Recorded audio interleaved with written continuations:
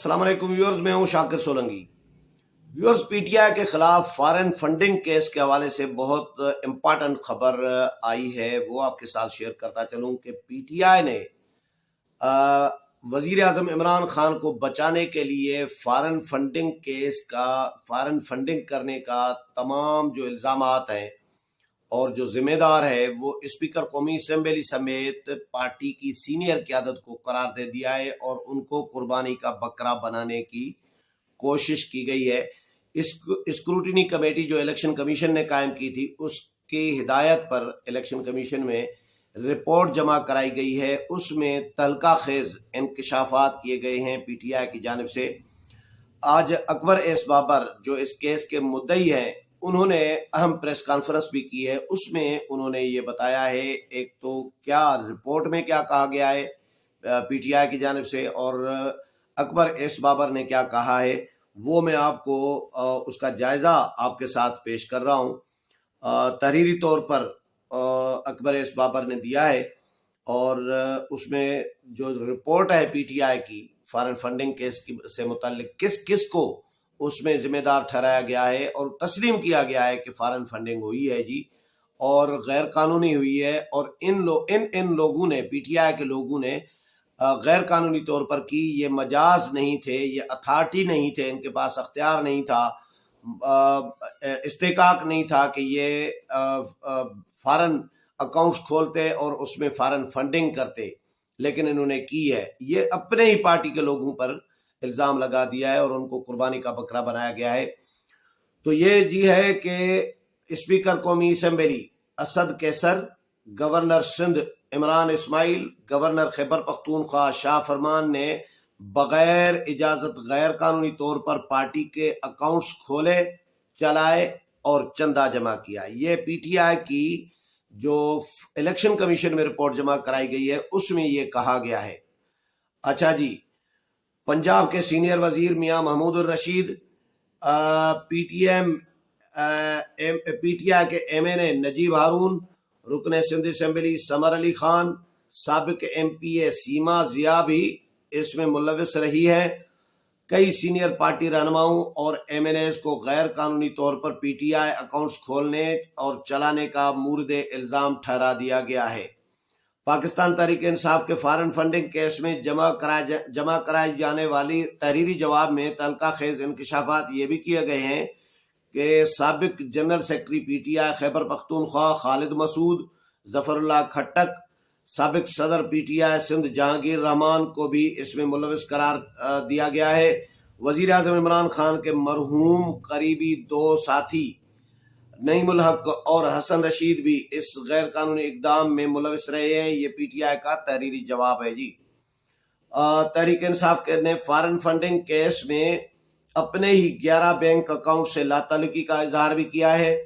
और scrutiny committee में जमा कराए जाने वाले अपने दस्तावेजात में पीटीआई ने इन तमाम 11 अकाउंट्स को अपने अकाउंट्स के तौर पर तस्लीम किया था। ये पहले तस्लीम किया था, अब इनसे लाताल्लुकी का इजहार किया गया है। पीटीआई ने यह भी तस्लीम किया था कि 57 इसमें पीटीआई ने अपने तहरीरी जवाब के सोफा 112 पर पीटीआई ने एतराफ किया है कि 22-23 मिलियन रुपए पीटीआई के मरकजी अकाउंट से इन 11 अकाउंट्स में मुंतकिल हुए। ये अकबर एस बाबर ने जो आज प्रेस कॉन्फ्रेंस की है उसमें उन्होंने कहा है कि ये एतराफ किया गया है पीटीआई की जानिब से।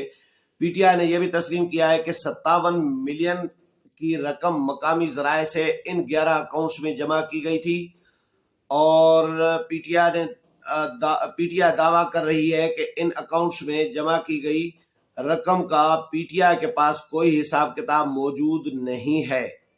ये अकबर एस बाबर कह रहे हैं। आईनी इदारे के सामने पीटीआई ने अपनी सीनियर लीडरशिप पर बाज़ाब्ता फर्द जुर्म आयद कर दी है। अब इन मुलविस अफराद का आईनी उहदों पर रहना बिला जवाज और गैर कानूनी होगा। इलेक्शन कमीशन से इस्तदा है कि इस बात का नोटिस ले और इन तमाम ओहदेदारों से जवाब तलबी करे। अकबर एस बाबर ने मुतालबा किया है। पहले दिन से ये कह रहा था कि ये पाकिस्तान की तारीख का सबसे बड़ा फंडिंग घपला है اور پی ٹی آئی چیئرمین سمیت تمام سینئر قیادت اس میں ملوث ہے۔ اکبر ایس بابر کہہ رہے ہیں عمران خان استعفیٰ دیں کیونکہ فارن فنڈنگ کیس میں ناقابل تردید شواہد سامنے آ چکے ہیں جن کا اب خود پی ٹی آئی نے بھی اعتراف کر لیا ہے۔ پاکستان تحریک انصاف کے بانی اور رہنما اور فارن فنڈنگ کیس کے پٹیشنر اکبر ایس بابر کی پریس کانفرنس۔ آگے جی یہ کہا گیا ہے کہ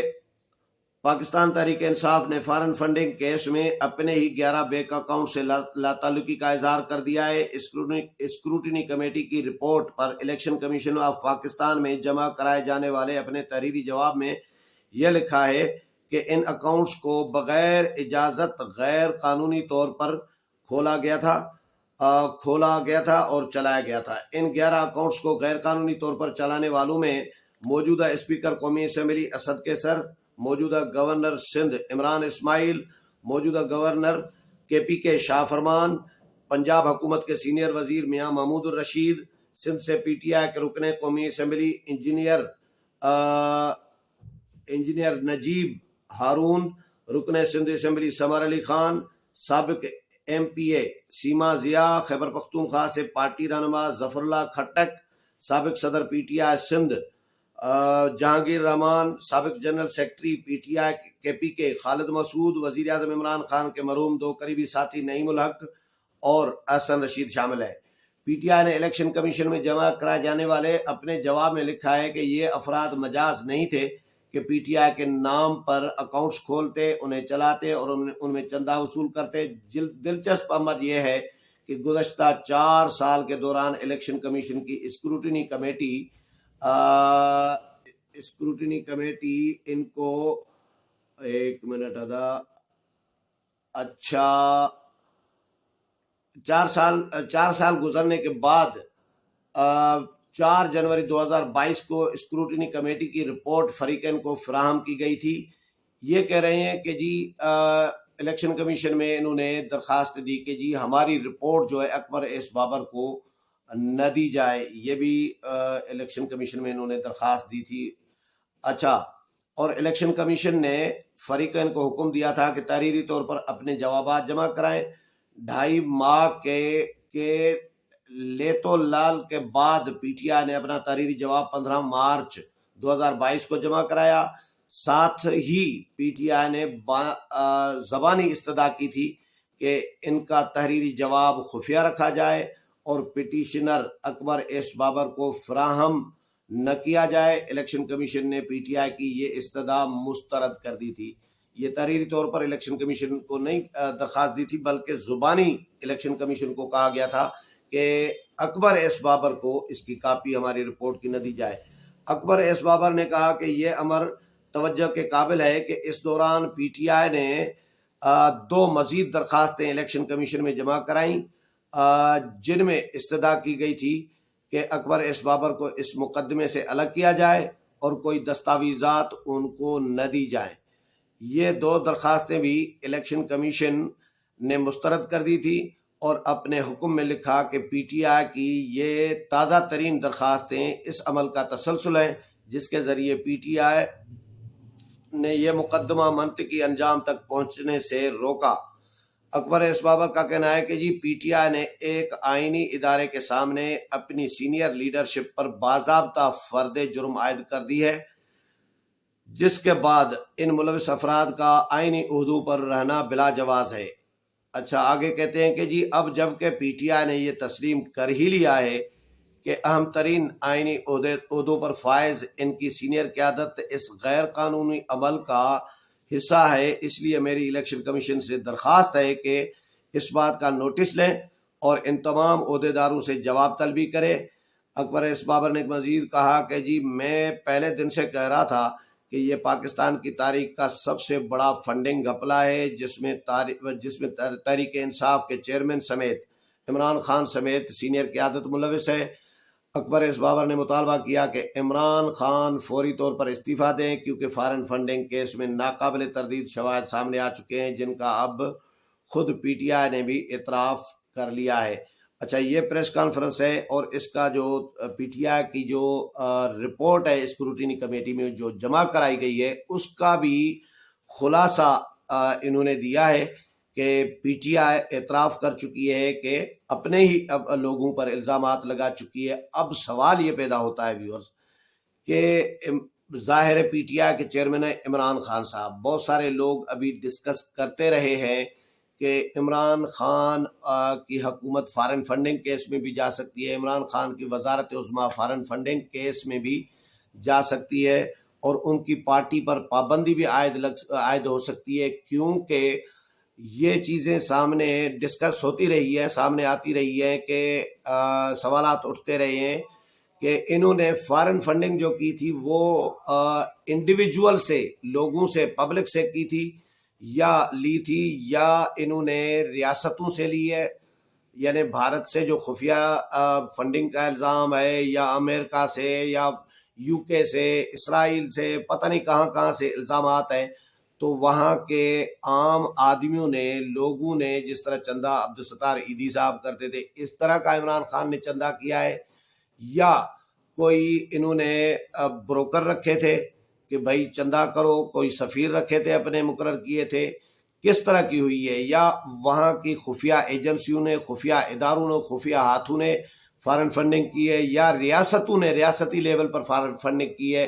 اب ظاہر ہے الیکشن کمیشن کے سامنے یہ ساری چیزیں آ چکی ہوئی ہیں۔ پی ٹی آئی الیکشن کمیشن کی جو اسکروٹنی کمیٹی تھی اس کے سامنے اس کو طویل کرتی آئی ہے، پی ٹی آئی مختلف درخواستیں دیتی آئی ہے کیس کو مؤخر کرنے کے لیے، کیس کو ختم کرنے کے لیے اور ڈیلے کرنے کے لیے، تو کوئی پتہ نہیں درجنوں درخواستیں پی ٹی آئی دے چکی ہے۔ 2014 سے یہ کیس چل رہا ہے، ابھی تک اپنے منطقی انجام تک نہیں پہنچ رہا۔ مجھے یاد ہے گزشتہ جو چیف الیکشن کمشنر تھے ان کے ریٹائرمنٹ کے دنوں میں بھی یہ کیس کا معاملہ گرم ہوا تھا، لیکن اس وقت بھی یہ